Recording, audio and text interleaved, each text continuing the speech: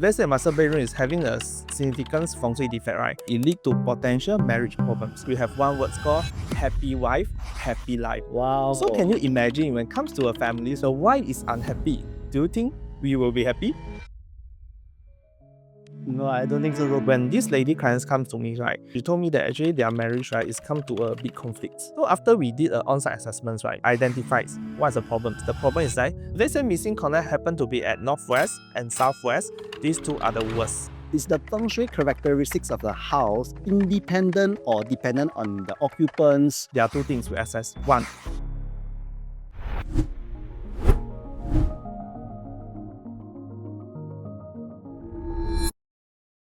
All right, good day, everyone. Welcome to our brand new podcast series, The Strategic Side of Real Estate. As you know, that buying a real estate, buying a property, it's not just a real estate transaction alone, but involves multidisciplinary, involving feng shui master, mortgage broking. Sometimes you even have a legacy planner, a corporate secretary, or even a renovation contractor. So this podcast series intends to give buyers and the viewers here out there some golden nuggets advice today. So in today's episode is about aligning energy with prosperity to your property. So in today's episode, I have the honor to invite Master Yan, also known as Timmy-san, to join us in this episode today. Welcome, Master Yan. hi everyone, my name is Master Yan from Yan Feng Shui Metaphysics. So I've been practicing the Chinese metaphysics for more than 10 years and so happy to actually meet all of you today, and thanks Jared for the invitations. Awesome. Thank you, Master, for being here today. So, just want to, for the benefit of the audience, for those who are really new to Feng Shui and what is all Feng Shui all about, what exactly is property Feng Shui? If you can just explain to the audience out there in the simplest form, what is Feng Shui all about? Okay, so when it comes to feng shui, I always refer it to like feng shui is the ancient Chinese science of the, I would say, Chinese, right? When it comes to interactions, right, between human astronomy and also the environments.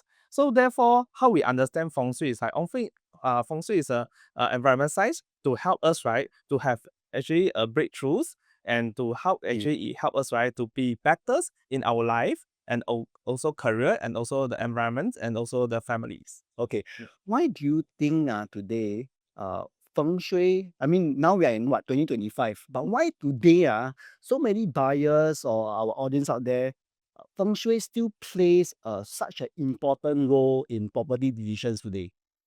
Okay. So actually to my understandings, right, feng shui rules, right, has never changed, right, since 2000 years ago. Okay, but the only differentiations, right, is in ancient China, there's only scholar that have an opportunity to learn the, I would say, the methodology of feng shui. Okay. And only royal families and also high-ranking officers, right, they have this opportunity to engage feng shui.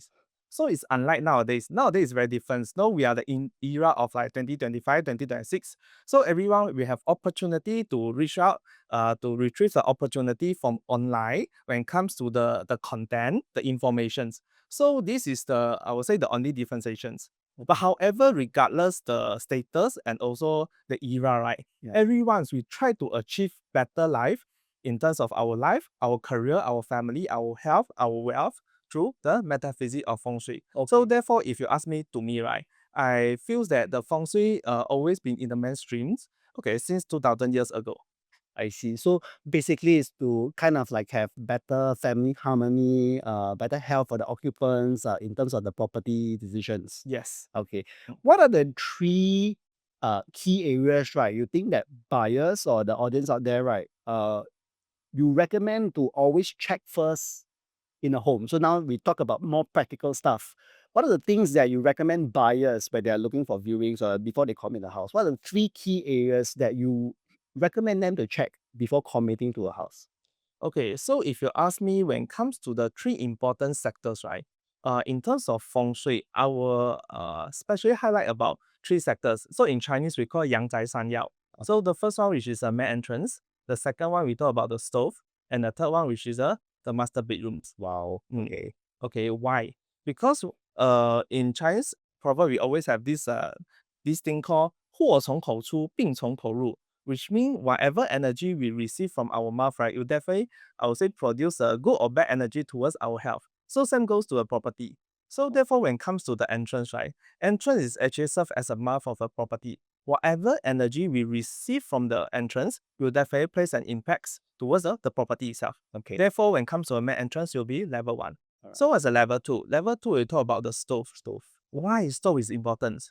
Because we have one word called happy wife, happy life. And the stove, right, is actually connect to the wife sector. Wow. So can you imagine when it comes to a families, right, the wife is unhappy. Do you think we will be happy? No, I don't think so, bro. But can I ask you a question first? Sure, induction stove can. Induction stove is okay. Also can. No Okay. issue. As long as it's a proper stove. I see. Yeah. So therefore, stove, right, you can just connect to happy wife, happy life. Okay, so stove is very important. Okay, so the third one, right, which is a master bedrooms. Why a master bedroom is important? Because we at least, right, we spend 8 hours a day in master bedrooms for rest, for recovery, all this. So if let's say master bedroom is having a significant feng shui defect, right, it potentially created quite a lot of health issues, family issues, couple issues towards a family, and it lead to potential marriage problems. I see. Yeah. I see. So these three are the very important sectors when it comes to the assessment. Okay, so it's direction, is stove, and the master bedroom location. Yes, Alright. correct. A lot of noise in what I hear. Some buyers they come and tell me. So I serve a lot of buyers. So out of maybe 100 buyers, I say at least 40% or 50% will come to me with some feng shui requirements. Some of the things that they ask me is about direction. I think it's the main direction and facing. Is it true that direction and facing are everything? Okay, this is also a very common question I receive from my clients as well. Okay, so my guy ask you, master, can you share with me what the facing is the best, right? I can connect to a best luck. Okay, so in feng shui practice, right, direction is very important because it serves as a fundamental for us, right, to access the properties. It's like our gender. It's like we are in the gender of male. So our wife is in the gender of female. So at least you know, right, you have to understand individual gender. But however, it's not everything. So when it comes to directions, right, it just serves as a fundamental for a feng shui master to understand how to identify the potential risk and opportunity potential of the properties. Okay, but when it comes to the important part, right, we have to assess what? First, the external environment. I see. Okay. Okay, the second one, which is the layout, the floor plan. I see. Okay, and the third one, which is very, very important, especially as a feng shui practitioner, I will highlight, is talking about the magnetic field. Wow. Okay. These three are important. I think which brings thank you for pointing out those key things, which brings me to my next question about layout. Okay, so let's go deeper now. I think the audience all these things they Google, they roughly get a little bit of information here and there. So let's go deeper now. How does the layout like door facing, kitchen and master bedroom affect the energy flow? So like specifically, what do you look at? Like how does the layout affect the energy flow? So, okay, these three we refer to Yang Zai San Yao. So we start from the main entrance first. Okay, how we identify the entrance, whether it's acceptable or non-acceptable? I think it's easier for the audience to understand. Okay, so what is an acceptable entrance? So first we referring to the natural lights. So whether your entrance, right, is connect to a natural light. Okay, or even though without a natural light, right, you can actually you can install the light bulbs, okay, to keep it 24/7 switch on. Okay, it's also one of the options. Oh, Okay, and secondly, it's very important. It's talking about the environment. What kind of environment? Which is a clean environment. So some of our publics and or our friends, our clients also to prefer, right, to have this entrance, right, to be like their second storeroom or warehouse. Okay, this is not recommended. Why? Because when it comes to entrance, right, it has recommended, right, and highly recommended to keep clean. okay. Okay, so this is a very important second criteria. And the third criteria, right, when it comes to the entrance, right, I'm not sure whether any of you have uh, identified or acknowledged, right, some of the properties or maybe some shop houses, right, their entrance actually is slanted one. Okay, but actually in the proper ancient Chinese metaphysics science, right, this is not recommended. Okay. We always recommended, right, the entrance, right, actually is solid, is proper. Then what do you do for what? Okay, because they are okay, because in some practice, right, they're always referring to, example, yours is probably like facing north, right? Yeah. But I don't wish the property facing north. I want it to actually facing northeast. So Okay. therefore I slanted a bit. It's slanted a bit. Yes. Yeah. But however, when it comes to the feng shui in general, right, we are looking at the whole I would say the projects, the layouts. So the layout is facing the north, right? Even though you twitch it to the northeast, right, the whole layout is still stick to the north. So actually it doesn't make a big difference. So people are spending money for things that really don't matter from a feng shui perspective. Yes, I would say so. Yeah. Okay, wow. Okay, good to know, guys. So please be careful before you commit to a big sum of money to do certain alterations. Do check back with your strategies or your feng shui master here. Yes. Let me just change this conversation a little bit to making sure that buyers don't make certain mistakes. So, what are some common deal breakers in your perspective, from a feng shui perspective, deal breakers that buyers should know before committing to a property purchase? Okay. So okay, probably I use myself as an example. So when as a feng shui practitioners, right? So this is actually very common. My client will check me, hey master, when you're buying a property, what are the top priority that will come into consideration? The first one, I look at two things. Because the previous session we always talking about the sector of the property, the main entrance, the bedrooms, and so the stove, right? Yeah. When it comes to selecting a properties, right, we are looking at two very important sectors. The first one we referring to the northwest sectors. Northwest in Chinese called Xibei. So why is this? Because northwest sectors in the Chinese metaphysics, right, we are referring to the Tianmen, which is talking about the sector of authority, males, okay, wealth luck, and also the career luck. So if let's say one property, when come to northwest sectors, right, is happen to fall under the missing corner, toilet, or stove positions, right? All these are considered inauspicious. Yeah. And secondly, right, Yeah. there's another things I'll mention. Just now I mentioned about the northwest, right? And second one, which is the southwest. Because northwest is actually the husband sector. So the southwest is actually the wife sector. So if let's say one property, right, without the southwest sectors, right, usually it will be very problematic towards a family harmony, towards a family culture, towards the family stability, and towards the health of the female owner.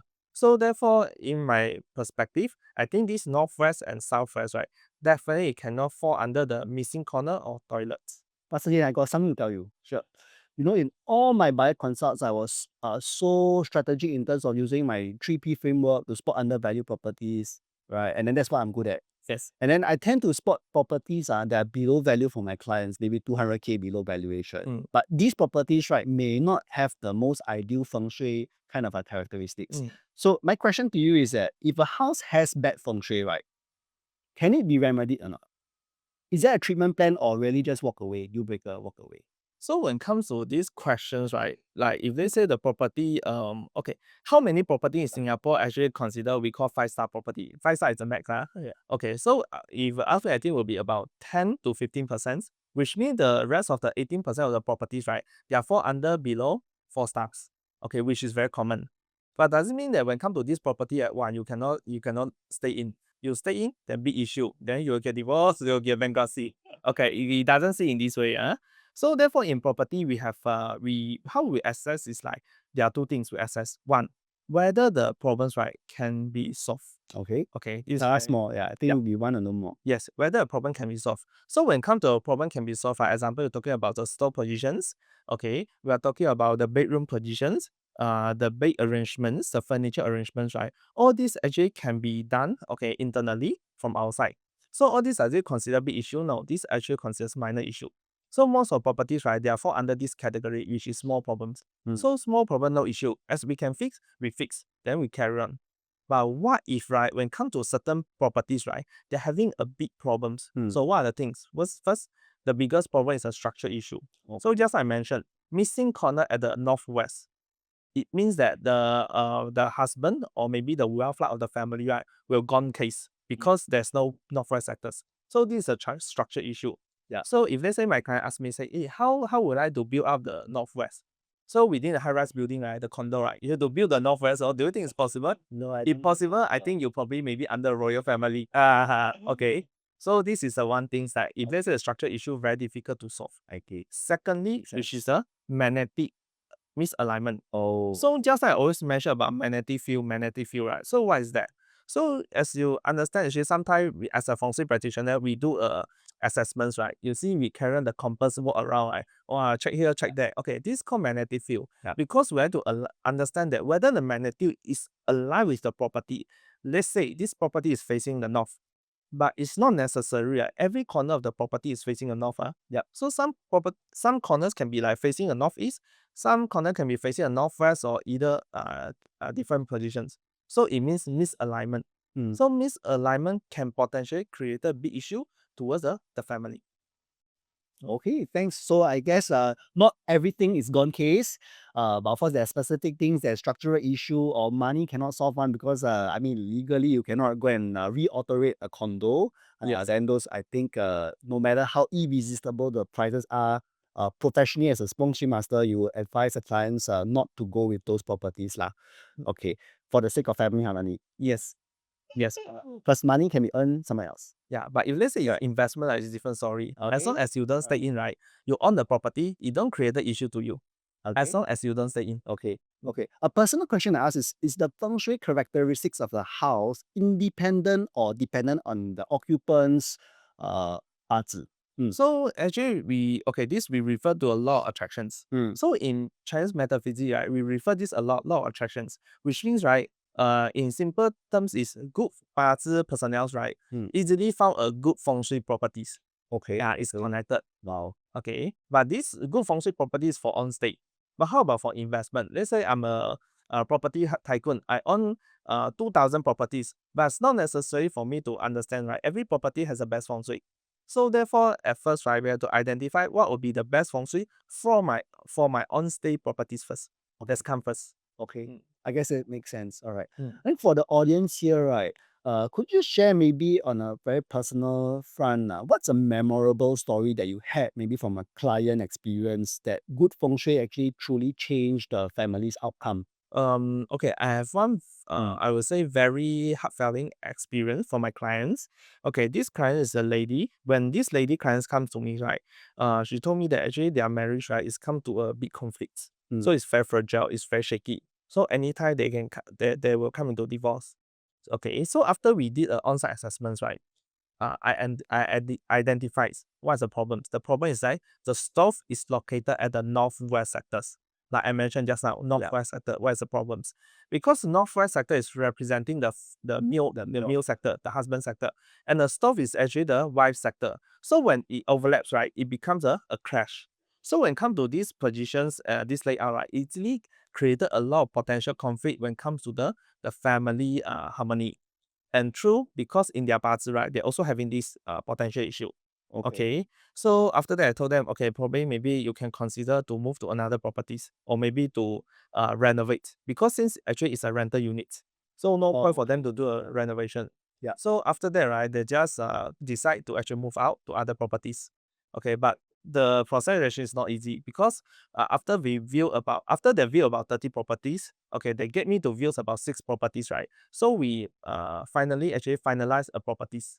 Okay, so after they move in, right, I think throughout like 6 months, right, I think their family relationship come to the very harmony state.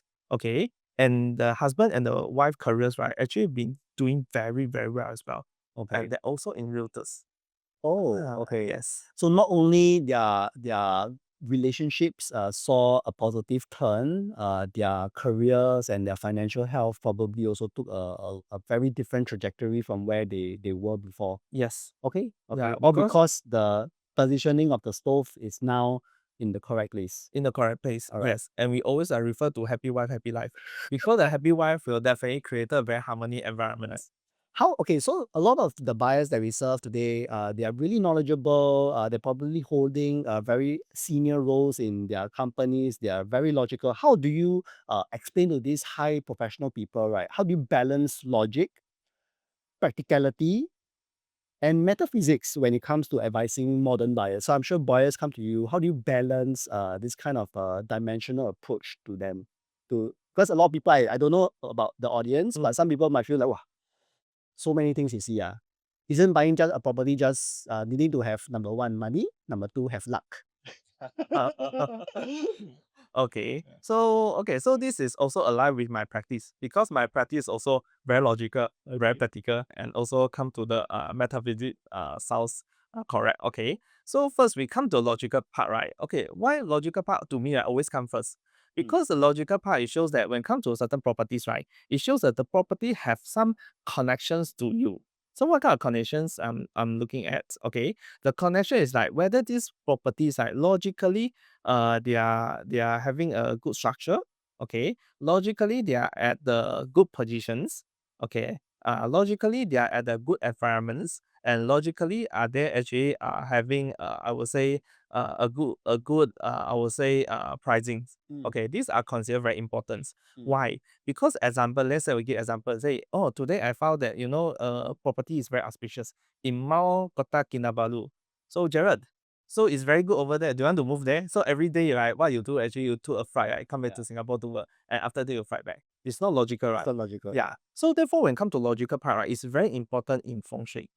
Yeah. Okay. Okay. So secondly, right, after the logical, the secondly is the practical. So now we know that everything is correct, is like fit into the budget, okay, and fit into the ideals of the property size, all these, right, and also the locations. So the next part we are talking about practical. So what is a practical we're referring to? Okay, usually is actually connected to a layout. Mm, So just like I mentioned, if let's say the property is having the missing corner in northwest, so it's unlikely for us actually to rebuild the positions. Okay. So what we can do is right, probably we can identify some properties, right, that have good layout, right? Okay, within the layout itself. Okay, the floor plan. So let's say we cannot do something like the toilets, but we move the stove over there because you say, oh, this is actually the better space for the stove. Okay, is it possible? I would say yes and no. mm, Yes, like if you say you can rebuild the whole things. No, it's like if let's say high rise building. Okay, so it comes with some limitations. So our job, right, is make sure that we go for some properties, right, is within some considerations to make sure the property is aligned with the feng shui metaphysics side. So therefore, it comes to a third metaphysics. mm, So metaphysics can only apply, right, after the logical and also the practical. mm, Because without the logical and practicals, right, just like I mentioned, feng shui is a science. mm. After all, right, without these two things, there's nothing we can do. Yeah. Yeah. So therefore, these things, right, these three, I feel that is connected. Yeah. Okay. With three things around, right, I will mention that. Then I'll referring this as a good feng shui. But without these three, even when it comes to only the metaphysics side, right, then probably we have to travel from Mount Kota Kinabalu to Singapore on daily basis Right. already. Right. Yeah. So just to recap on that, so it's really just buying a property is not just looking at feng shui alone. In number one needs to be logical first, followed by practical, and then finally the feng shui aspects will be kind of like the icing on the cake and cements whether it's a good property decision or not for better family harmony lah. Okay, Yes. a lot of the buyers out there also are looking to buy property as investment properties also. Mm. Are there feng shui principles that also align with good investment logic? Okay, good investment logic to me, I feel is actually heavily connected to the feng shui logic. Mm. Okay, why? Because usually people when come to investments, right? What is our expectations? Investment equal to profit making.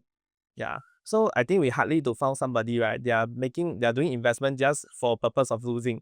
Okay. Yeah. So therefore, right, we align. Okay, now we are want to reach out to a profit making. Okay. So how actually make it a profit making? First we come to environments.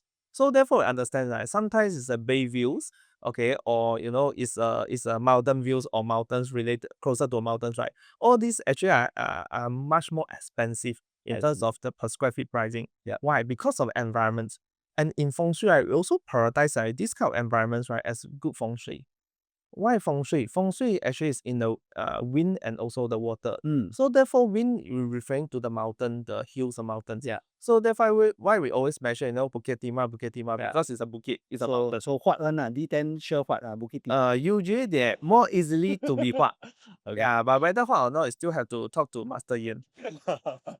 Okay, so this is environment part. Okay. Okay, so secondly, we are referring to layout. Actually, when it comes to the property investments, right, Yeah. layout is very, very important. Mm. Okay, so in feng shui, what are the layout that we are referring to? In Yep. feng shui, practitioner always mention, oh, what's the best layout? It'll be a squarish. Yep. Why squarish layout is good? Because it's easily to connect and to do all the furniture arrangement, and we understand how the qi flow being able to generate. Yep. Okay, but how about some odd shape? Triangle. Yeah. Yeah. Yeah. Especially triangle. So I happen to see some clients, right? They're having these triangle properties, right? First, the property feng shui tend to be more problematic in Yeah. general. Secondly, from my experience, they're very difficult, right? Finding a challenging, right? Actually to be so. Yeah, Yeah. correct. So therefore, to me, I feels right when it comes to a property investments, right, the feng Yeah. shui metaphysic philosophy has to be in order to make sure this property is actually attractive to individual. Yeah, I think one of the things I like to share with the audience here is also when I always tell my clients, when you buy properties, always make sure you have a very clear understanding who your future buyers will be 4 years later, and your buyers 4 years later might also have the same kind of functional requirements that they have specific requirements on your unit. So buying a property that has a floor plan that is kind of like qualified based on certain functional principles does Mm. help your resellability next time 4 years later, I would say. Yes, yes, Definitely. correct. Yeah. Okay. Moving on, we are finishing up already. So I want to tap on your expertise because a lot of the audience out there can be agents themselves, Mm. also can be homeowners, can be agents. How can these people, right, agents and homeowners, do a simple self check, say on their own property or the property they're going to buy before engaging a master like you? Okay. Mm. So actually very simple. Nowadays, right, we have iPhone or Android phones, right? So we can actually Mm, download the compass. mm, Okay. So when it comes to assessing a properties, right, what we do actually very simple. Just stand at the center of the properties, right? We are using the compass to check. So first we identify where is the northwest sectors and southwest sector first. If let's say the northwest sectors, right, is located at the entrance, the study room, the living hall, and also master bedrooms, right? All these are considered relatively better feng shui. mm. Okay. When it comes to the southwest, right, it's located at the entrance, okay, at the stove, as the master bedroom, right, it's also considered good feng shui. So what to take note, which is missing corner. Mm. If they say missing corner happen to be at northwest and southwest, these two are the worst. Toilet, if you ask me, I think sometimes still acceptable, but missing corner is totally not acceptable. Okay, okay. So guys, take note, a missing corner, totally unacceptable. Mm. Thank you so much, Master Yan. I just really want to have your one last golden tip. What if there's just one final thing that you want to give to the audience out there? What is this golden tip that you want to share to these people to ensure, say, harmony or prosperity in their new home? So, from my experience, I probably maybe share a bit. Okay, from my experience, I believe that people spend efforts and also times, right, to assess their feng shui, to get us right to understand their life and also all the feng shui, I would say environments, right, is because we would like to achieve the better in our life, our career, our family, our wealth, and even our spouse relationships. Okay, so therefore, as a feng shui practitioners, right, what is our role? Our role is to make sure that we can help you to identify the opportunity and also the risk of the properties. Okay, but I happen to receive some feedback from my clients previously that I mentioned that, hey, master, after I engage you, right, I don't really actually receive the energy of the properties. So I still quarrel a lot with my wife. Okay, yeah. So these are my questions to me, myself, to Jared, and also to all the audience. Are we done enough, right? Are we doing enough, right, to maintain our family harmony? Yeah, this is very important. Yeah, because in Chinese proverb, you mentioned that we have to take care of the small family, then we can take care of our business. 我们要先照顾小家，才能顾及大局。So my golden tips and nuggets, right, is in order to ensure your property is like alive with good feng shui, right? Yeah. So first we have to put in more efforts, right, in terms of communications and also in all the connections, right, with our family members to create the harmony. So when the harmony is there, right, the feng shui will never fail you. Okay. Awesome. I think that's a really precious golden tip that you have shared for the audience out there. I want to thank you, Master Yen. Thank you, Timmy, for sharing with the audience all these Thank golden you. tips. Yeah. Clearly, that today, although I'm dressed like a feng shui master, I'm definitely not one. Right. All right. So that's all for today's episode. I hope you enjoyed. If you like today's content, don't forget to click like, share, and subscribe. We hope to bring you more awesome content in this brand new podcast series, The Strategic Side of Real Estate. I will see you soon. Thank you very much. Thank Bye you. bye. Bye bye.